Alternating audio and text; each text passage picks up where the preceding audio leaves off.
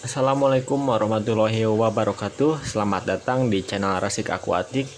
Di video kali ini kita akan membahas mengenai budidaya ikan alga iter.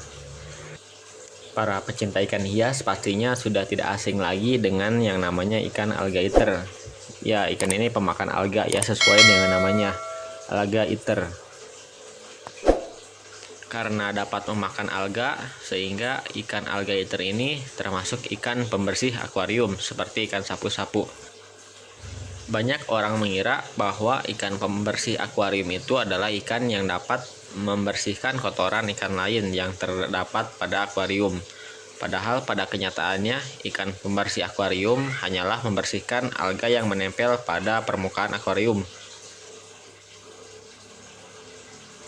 Oke, sebelum saya lanjut ke pemijahannya, saya akan melepaskan ikan alligator ini pada kolam outdoor yang banyak ditumbuhi dengan alga, sehingga pertumbuhan si ikan alligator ini akan lebih cepat pada kolam yang berlumut.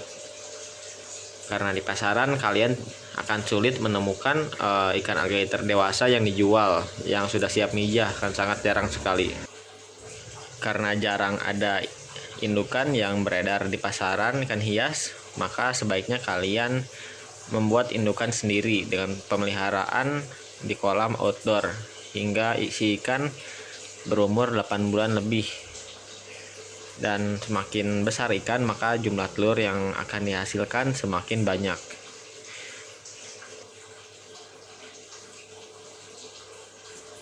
Oke, kita akan mulai dengan perbedaan ikan jantan dan betina ikan alligator. Nah, jika kalian memiliki ikan alligator yang masih kecil, kalian tidak akan dapat membedakan mana jantan dan betinanya, sehingga kalian harus menunggu dewasa terlebih dahulu. Induk ikan jantan terlihat lebih ramping, sedangkan induk betina terlihat lebih gendut dan juga perutnya buncit. Perbedaannya hanya bisa dilihat dari sana saja, soalnya dari fisik yang lain cenderung sama. Nah, bisa kalian lihat perbedaannya, terlihat jelas ya yang mana yang jantan dan yang mana yang betina. Perbedaan jantan dan betina ini tidak terlihat bila ikannya masih kecil ya, jadi harus nunggu besar dulu baru terlihat. Nah, pemijahannya dilakukan secara semi alami, yaitu dengan menyuntikkan opaprim sesuai dosis pada kemasannya. Jadi pemijahan ikan alligator ini terbilang cukup sulit ya, karena membutuhkan keterampilan dan juga alat-alat suntik dan juga hormonnya, termasuk dengan larutan infusnya. Selain itu juga kalian perlu bius atau bisa diganti dengan es batu untuk menenangkan ikan, agar ikan tidak berontak ketika disuntik. Nah, apabila sudah disuntik, kalian bisa langsung tebar indukannya. Perbandingannya 1:2 atau 1:3. Untuk wadah pemijahannya sebaiknya menggunakan akuarium. Ini akuariumnya panjang 100 cm, lebar 50 cm, dan tinggi 50 cm. Ini perbandingannya 2 jantan 1 betina ya. Dan jangan lupa diberi aerasi yang kuat, karena ikan ini hidup di perairan yang berarus, jadi harus dibuat si air itu terus berputar, sehingga telurnya tidak mengendap dan juga akhirnya busuk.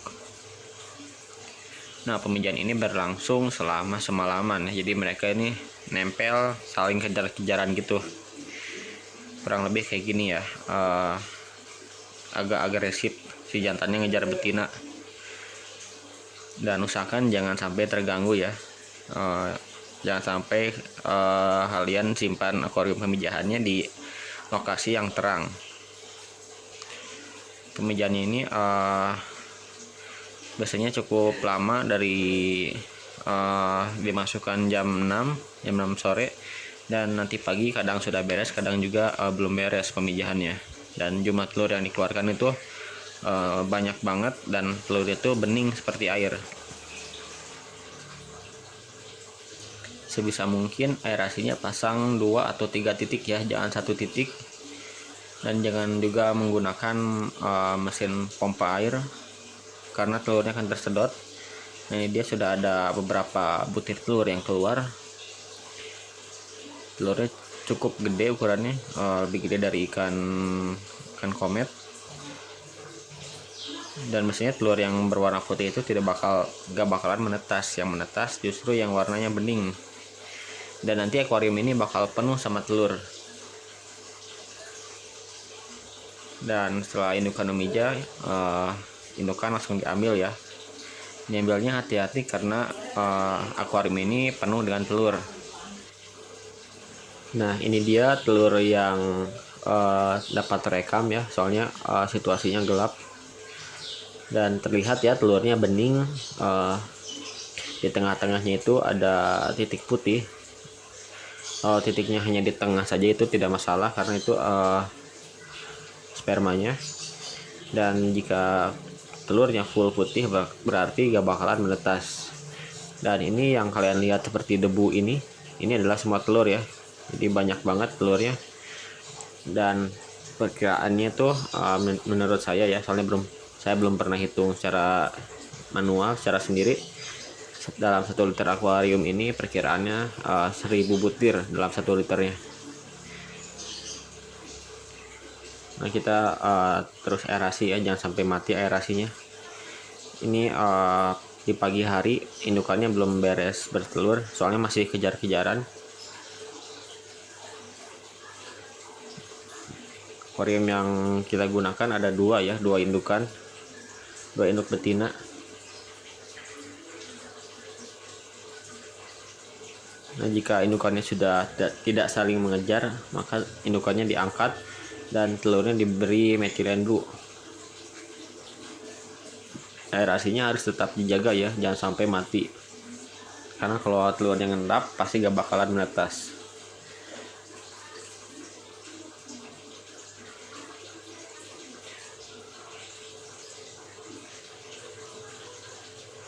Nah, ini dia larvanya setelah menetas kurang lebih 1 hari.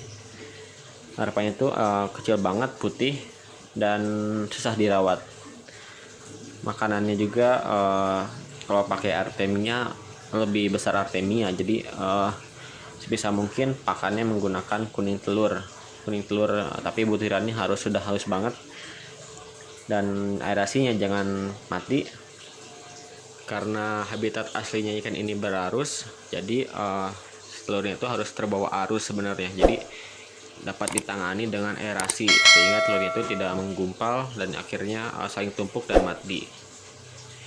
Nah, mungkin sekian video dari saya, soalnya pemeliharaan larva itu lebih susah ya dan membutuhkan waktu yang cukup lama juga. Jadi video ini hanya sampai pemijahannya saja. Sekian dari saya, mohon maaf apabila ada kesalahan.